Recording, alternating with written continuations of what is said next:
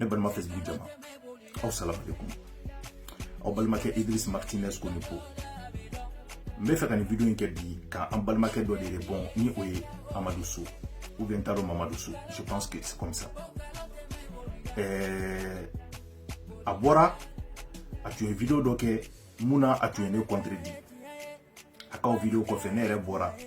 ngoni fili tun dun nga kuma kono la be hakati ni ke aidara fe ka hakatu ni ke amno fe bago fe no e amsadin jamakuli nga je pense que o maneka tiabo wa vidéo kono la nya fo fe ngo mo ni mun be to ka bo ku bina aidara defam galonka ngo luti aidara kan bago we ngo ludi aidara jugu yi parce que bamano be zana do fo ko ni ne o maseka tian fi ibi jugu sara aka tian fi ne maou mangame ou be ka fo groupe kono la ku be ka aidara défend mais ou be ka aidara traiter comme kira ou be ka aidara traiter comme ala nya je malien de ngala me ngobo arsika ke aidara ta kalama ka foko ale kanu baga do be munnu kelen do ka ale bla kira place la munnu kelen do ka bla ala place la ngo o hukum de kono la 600 be aidara interpeller no ya ankara mo aidara e akabo aka conseil di nuluma ka yira ko adamaden shi ten diyen gono mun kan ga comparer an kuntiki Muhammadu la ka yira ko adamaden ni ya comparer ala la o e ga jahannama kono dum de la sabati de ngo donc nunu tellement que aidara kanu be fili kono la aidara ka bo au moins aka yira nunu la ka fo u se ka ale kanu nga dans le be kanu na o kana ale ni kira comparer ou kana ni ala comparer o hukum de kono la an balma ke so bora aka explication na ke jumeni akoko nunu te aidara kanu bagowi ko nunu aidara jugudi explication bebana ni yorola akoko al politique la ko nunu kuba nunu beke aw be nyogon ka voix glangla ou be ka nyogon mangutu tieni nunu ko faso wi donc u ya kota ka bla bangutu tien fe mo chama be gane wele ko Idriss ko vala ko ay explication sur ko nunu aidra jugudi ko ore tien ko suno ko nunu te aidra kan bo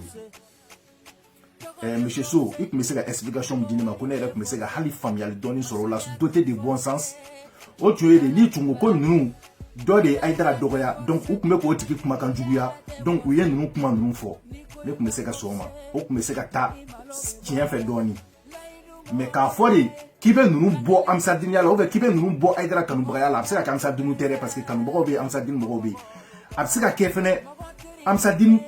mogote aidara kanu bogo droit de donc niko kibo lu bo aidara kanu bogo la ko parce que o kuma fo akabo hakilima o ba yira ko ere hakilina ma son kuma nulu ma ko tiende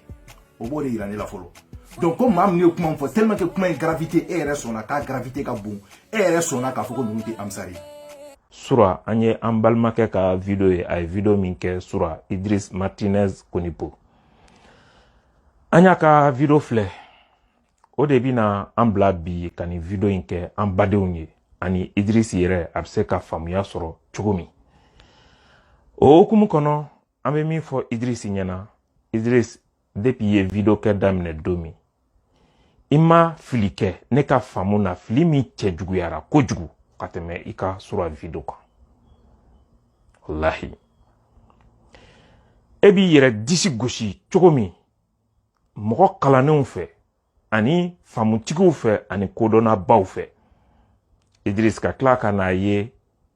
erebe kla ki sigi kani video qualité modèle ke a ne jigi misera kosobe ikakola Idriss ikako kadne kosobe ne bi ka video chama fle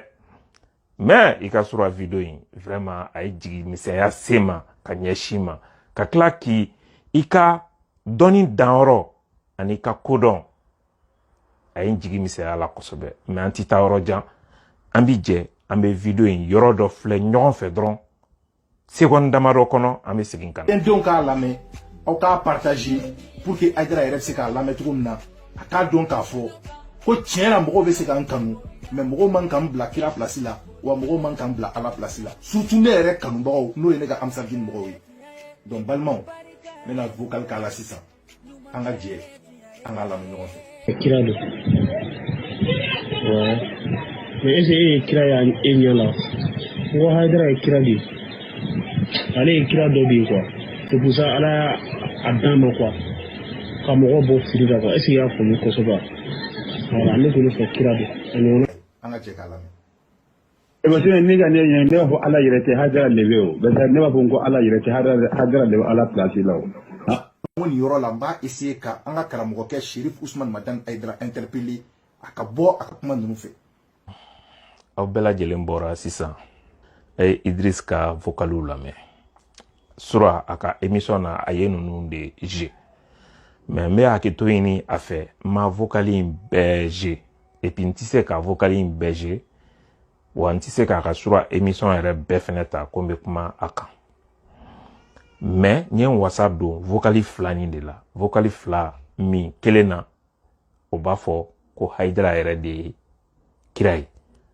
tɔ kelen dɔ o fɛnɛ b'a fɔ ko Haidara yɛrɛ de ye ala ye n ye n wasa don o vocali fila la sɔnni a tɔ ninnu bɛɛ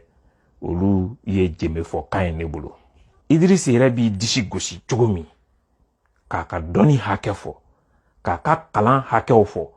ka yira k'a fɔ ale ka page dabɔra mɔgɔ kalannenw de kama kunfin page tɛ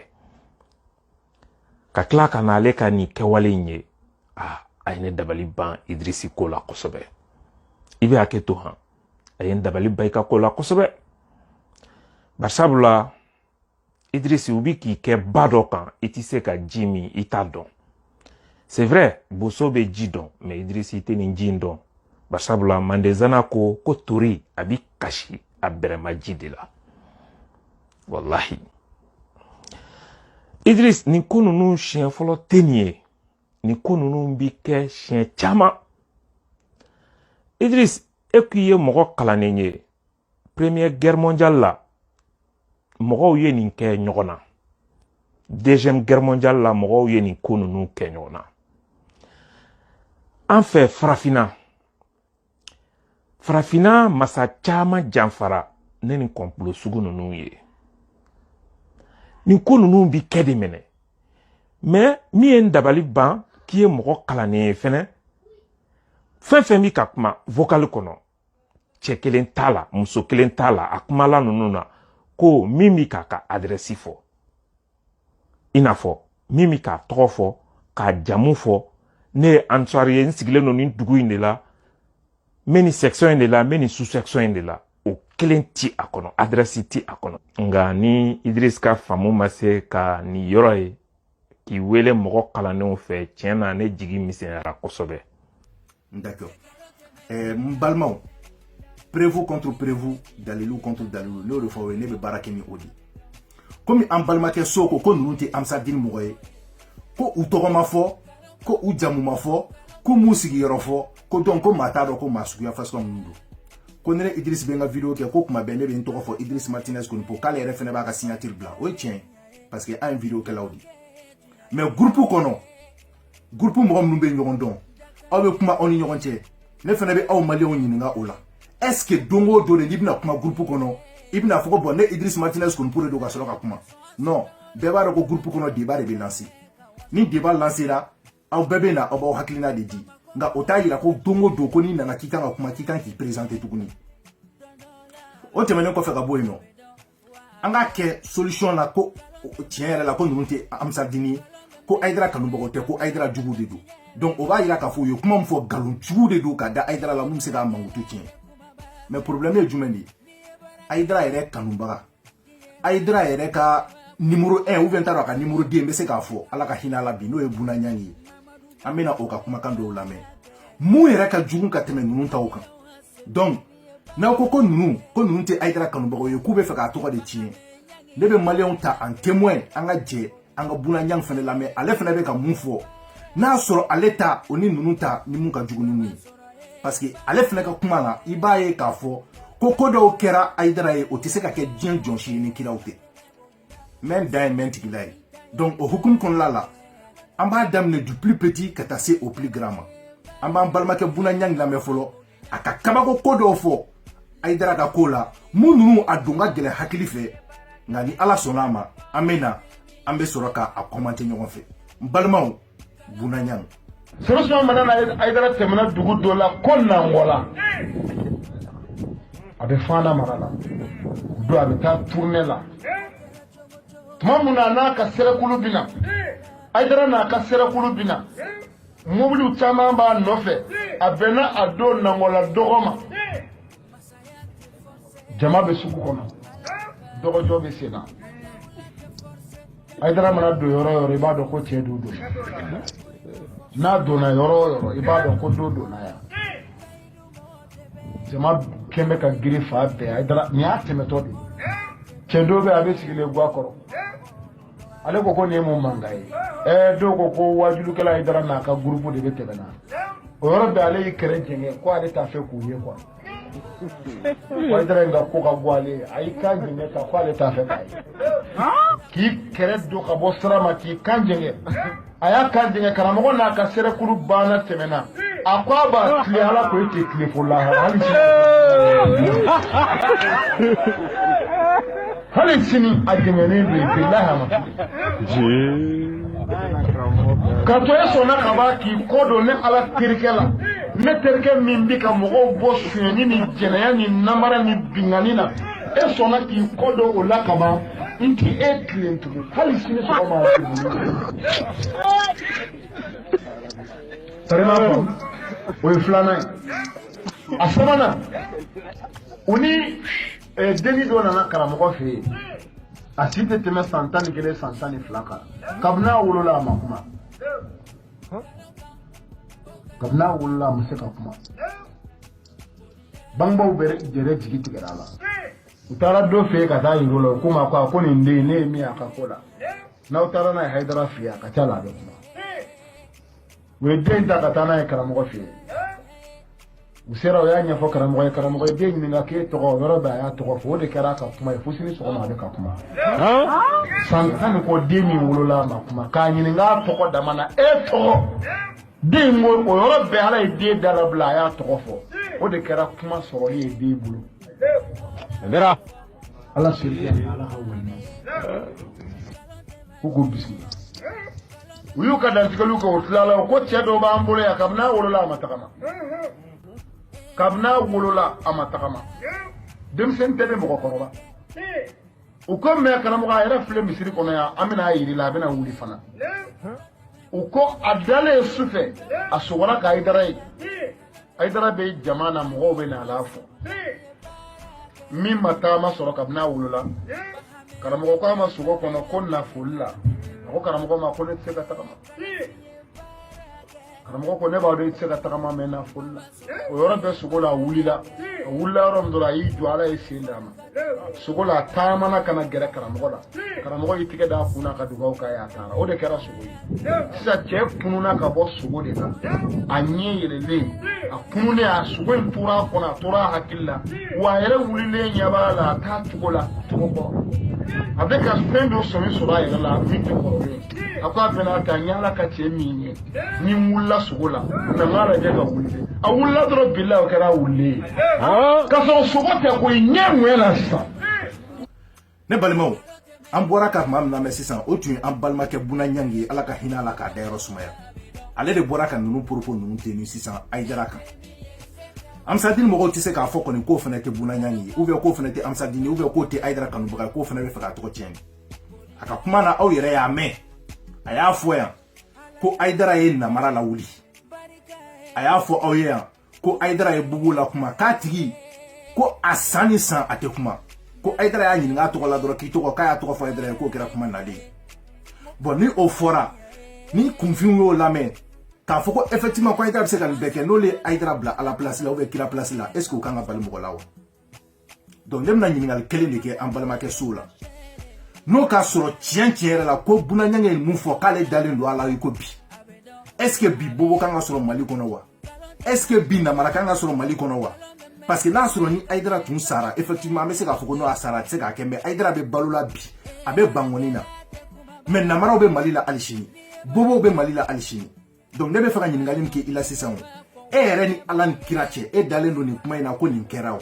n'a sɔrɔ a kɛlen don b'i ɲininka i tɛ bobo dɔn i bɛ se ka mun ta ka taa n'a ye o fana ka la kuma an bɛɛ ɲɛna o k'a filmer pour que duti ka bɔ maliyɛn den bɛɛ la wa o y'o yɔrɔ ye n bɛ nalen ni yɔrɔ min ye sisan balimaw o de ye kuma la jugumanba yɔrɔ yɛrɛ ye yɔrɔ min na yɛrɛ an balimakɛ Buna Ɲangi b'a fɔ ko mɛlɛkɛ Jibirila ko Aidara binna kɔlɔn dɔ kɔnɔ ko mɛlɛkɛ Jibirila de tagara Aidara labɔ o kɔlɔn kɔnɔ ko c'est à dire kuma fɔcogo la i b'a ye k'a fɔ ko Aïdara yɛrɛ de ye kuma expliquer ale Bunanyang ye ale ka sɔrɔ ka kuma la di jama ma wa k'a fɔ k'a kɛra kɔfɛ o tɛ parce que an ye vocal fɔlɔ min sisan o tun bɛ se k'a fɔ ko an tun ɲɛ tɛ Bunanyang ɲɛda la dɔ y'i voix yɛlɛma ka kɛ Bunanyang ɲɛda ye mais sisan an bɛna mun de kɛ an bɛna Bunanyang yɛrɛ ta kɛnɛ kan jama bɛɛ ɲɛna Aïdara yɛrɛ sigilen ɲɛna a bɛ ka kuma minnu fɔ a bɛ ka propos minnu tenir n'a sɔrɔ a bɛ don hakili fɛ ou bien n'a sɔrɔ a tɛ don hakili fɛ n'a sɔrɔ kunfin y'o lamɛn n'olu bɛ se ka Aïdara kɛ kira ou bien n'olu tɛ se ka kɛ kira ye an ka jɛ an k'an balimakɛ Bunanyang lamɛn an ka sɔrɔ ka n'a commenter Bunanyang an b'i bolo. Ousmane Madana Haïdara don dɔ kɛra dɔ wulila ka s'a ma o ko a ma ko Haïdara fɛn dɔ labɛnna i kama bi fɛn min a ma labɛn danfɛn foyi kama ka dɛsɛ a la n'a ma to a la mais karamɔgɔ ka kuma kɛra mun ye hasbunallahu wa ni'mal wakil o y'a sɔrɔ Ousmane Madana Haïdara a bɛ taa ka kasɛtiw fa sira kɔrɔ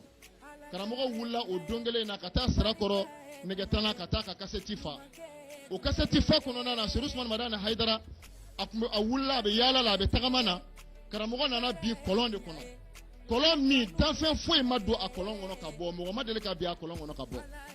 mais kuma min na karamɔgɔ binna kɔlɔn kɔnɔ Alahu Taala ko Jibirila ma n ye cɛ min kɛrɛnkɛrɛn n ka kira kɔfɛ n'a bɛna n ka diinɛ bɔ kɔlɔn kɔnɔ a binna kɔlɔn kɔnɔ ni nin tora kɔlɔn kɔnɔ diinɛ ti bɔ kɔlɔn kɔnɔ Ala ye Jibirila bila ka na Haïdara ta k'a labɔ a Seydi Ousmane Madana Haïdara mais kuma min na karamɔgɔ binna kɔlɔn kɔnɔ Alahu Taala ko Jibirila ma n ye cɛ min kɛrɛnkɛrɛn n ka kira kɔfɛ n'a bɛna n ka diinɛ bɔ kɔlɔn kɔnɔ a binna kɔlɔn kɔnɔ ni nin tora kɔlɔn kɔnɔ diinɛ ti bɔ kɔlɔn kɔnɔ Ala ye Jibirila bila ka na Haïdara ta k'a labɔ a Seydi Ousmane Madana Haïdara kuma min na karamɔgɔ binna kɔlɔn kɔnɔ Alahu Taala ko Jibirila ma mais kuma min na karamɔgɔ binna kɔlɔn kɔnɔ Alahu Taala ko Jibirila ma mais kuma min na karamɔgɔ binna kɔlɔn kɔnɔ Alahu Taala ko Jibirila ma n ye cɛ min kɛrɛnkɛrɛn n ka kira kɔfɛ n'a bɛna n ka diinɛ bɔ kɔlɔn kɔnɔ a binna kɔlɔn kɔnɔ ni nin tora kɔlɔn kɔnɔ diinɛ ti bɔ kɔlɔn kɔnɔ Ala ye Jibirila bila ka na Haïdara ta k'a labɔ Ala ye Jibirila bila ka na Haïdara ta k'a labɔ Ala ye Jibirila bila ka na Haïdara ta k'a labɔ a Seydi Ousmane Madana Haïdara bolo ma labɔ kɔlɔn kɔnɔ mais a y'a yɛrɛ ye bolo dɔw bolo minnu bɛ k'a ta k'a labɔ o tɛ adamaden bolo ye fiyewu o kumana n'i y'a lajɛ i b'a ye o ye kabakoba de ye karamɔgɔ ka histoire la a n'a ka tariku la a labɔra kɔlɔn kɔnɔ bɔcogo min na k'a sɔrɔ adamadenw tɛ i b'a ye o yɔrɔ la k'a fɔ ko Ala yɛrɛ de kun jantolen don a la mun kosɔn Ala mago bɛ min na min kɛlen filɛ bi o ka se ka kɛ n'o ye a Seydi Cherif Ousmane Madana Haïdara. Voilà donc ne balimaw aw yɛrɛ ye kuma lamɛn sisan ko Haïdara tun binna kɔlɔn dɔ kɔnɔ ko Ala de ye Jibirila ci Haïdara ma ko k'a labɔ kɔlɔn kɔnɔ ko Haïdara tun ɲɛ b'a yɛrɛ la k'a tun ɲɛ b'a yɛrɛ la a m'a fɔ k'ale tun ɲɛ bɛ Haïdara la dɛ parce que o b'a yira k'a ma kɛ Bunanyang ɲɛna kuma kɔnɔna la ko Haïdara tun ɲɛ b'a yɛrɛ la bolo dɔ kɔnɔ bolo min bɛ k'a layɛlɛn k'o ye Jibirila bolo de bolo ma labɔ kɔlɔn kɔnɔ mais a y'a yɛrɛ ye bolo dɔw bolo minnu bɛ k'a ta k'a labɔ o tɛ adamaden bolo ye fiyewu adamaden ni mɛlɛkɛ communication ka tɛmɛ u ni ɲɔgɔn cɛ o tɛ mɛlɛkɛ normal ye tuguni o ye kira de donc ni ninnu ko Haïdara ye kira ye u ma fili dɛ u ye tiɲɛ de fɔ parce que u y'a mɛn Haïdara kanubagaw da a fɔra Haïdara sigilen ɲɛna Haïdara yɛrɛ m'a démenti donc kuma fila de don soit Haïdara de y'a fɔ Bunanyang ɲɛna k'ale binna kɔlɔn kɔnɔ k'ale tun ɲɛ b'a yɛrɛ la mɛlɛkɛw bolo mɛlɛkɛ Jibirila bolo mɛlɛkɛ Jibirila de y'ale labɔ parce que Ala de ye mɛlɛkɛ Jibirila ci ale ma soit Bunanyang ye nkalon ta ka da Haïdara la Haïdara yɛrɛ sigilen ɲɛna nka Haïdara ma sɔn ka kuma donc o fila dɔ la kelen don pour que ka kuma la surunya sisan monsieur Sow y'o de fɔ an ka kuma kɛ bonya kɔnɔ karama kɔnɔ hakilimanko de don bi i défier e Sow i ka bɔ ni kuranɛ ye i k'i tɛgɛ da la k'i kale maliyɛn den bɛɛ ɲɛna ko ne Mamadou Sow ne sɔnna k'a fɔ ko Haïdara binna kɔlɔn dɔ kɔnɔ ko mɛlɛkɛ Jibirila Ala y'a ci Haïdara ma ka Haïdara ta ka labɔ kɔlɔn kɔnɔ Haïdara ma mouvement foyi kɛ a taara a yɛrɛ sɔrɔ kɛnɛmala la mɛlɛkɛ Jibirila sababuya la ko ne Mamadou Sow dalen don a la n'a sɔrɔ ne dalen t'a la tiɲɛ tiɲɛ yɛrɛ la Ala ka n kɔ tiɲɛ ka ɲɛ tiɲɛ i k'i kale kuranɛ la o kan n'o kɛra monsieur Sow nin combat i tɛ ne da min a la tuguni mais n bɛ mun ɲini i fɛ dɔrɔn ne mun ɲini i fɛ mɔgɔninfin kɛra cogo cogo il faut que mɔgɔ ka sɔrɔ mun bɛ se k'i bilasira ne tɛ ka Haïdara dɔgɔya ne bɛ ka Haïdara bilasira ye maaw de b'a kɔ minnu bɛ fili kɔnɔ donc a ka kan olu ka bɔ fili kɔnɔ n'i ko k'i bɛna o fɛnɛ ta ko k'o kɛ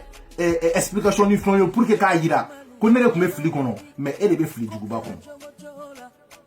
donc n tɛ fɛ video in ka janya kosɛbɛ maliyɛnw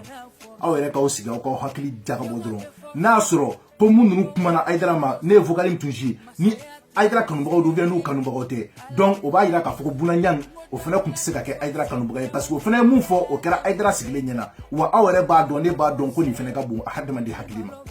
parce que mɛlɛkɛ Jibrila o bɛ taa maa min ta k'o labɔ kɔlɔn kɔnɔ tiɲɛ yɛrɛ la o kɔni o ye kira de o tɛ se ka kɛ hadamaden normal ye donc ni ne tun bɛ n bolo k'a fɔ aw ɲɛna n y'o de fɔ aw ɲɛna c'est-à-dire prévu contre prévu dalilu contre dalilu de ye ne ka kuma ye c'est pas parce que k'aw bɛna ne nɛni ou bien k'aw bɛna ne buruja k'o b'a to ko ne bɛna dimi ou bien fɛn wɛrɛ non ne y'o de fɔ aw ɲɛna ne kanubagaw a ye nɛnikɛlaw to yen u kana nɛni kɛ commentaire la an b'u bɛɛ bloquer kelen kelen n bɛ layidu ta o ye kalo bɛ ban kuma o kuma aw b'a ye k'a fɔ ko page in saniyala net aw tɛna nɛni foyi y'a la tuguni parce que an bɛ mɔgɔ c'est-à-dire minnu tɛ se foyi la nɛni kɔ an b'a bɛɛ bɔ yen k'a tɔ kɛ minnu bɛna ni argument contre argument de n'a sɔrɔ argument de b'i bolo i bɛna n'i ka argument i b'a sɛbɛn ou bien i bɛna n'a video i b'a bila mais kana dɔrɔn nɛni ta ka bɔ yen k'i tila ba he a donna ta a bɔra ta ne ko y'o de fɔ aw ɲɛna koyi Mali in kɔnɔna la yan nɔ an bɛ a essayer ka mɔgɔw su la kunun de ka mɔgɔw bɔ sunɔgɔ la k'u ɲɛ dayɛlɛ a kɛra politique kunda ye o a kɛra karamɔgɔ kunda ye o a kɛra artiste kunda ye o ni ne kɔni ye tiɲɛ yɔrɔ min na walahi n b'a fɔ donc Maliens ni ne tun bɛ n bolo ka fɔ aw ɲɛna aw balimakɛ Idriss Martinez Konipo aw salamu alaikum n bɛ fɛ aw ka nin cɛ in lajɛ kosɛbɛ a bɔra Amsaddin tɔgɔ la k'a bɛna ne ka video contredit ko donc ko ne ye tɔgɔ ɲinina ye ko ne bɛ ka galon tigɛ ka da Haidara la o hukumu kɔnɔla la